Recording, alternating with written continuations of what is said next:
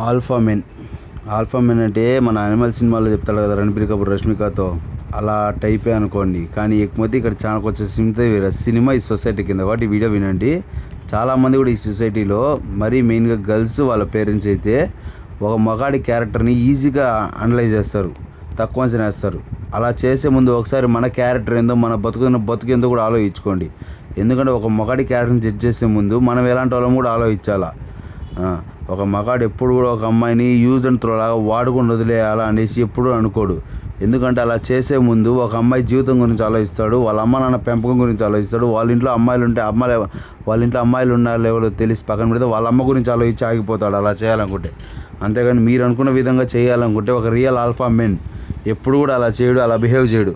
ఒక అమ్మాయితో వాళ్ళ అమ్మతో ఎలా ఉంటాడో బయట ఆడవాళ్ళు ఎలా ప్రవర్తించాలో వాళ్ళ అమ్మ వాళ్ళ నాన్న ఖచ్చితంగా నేర్పించే పంపిస్తారు బయటికి.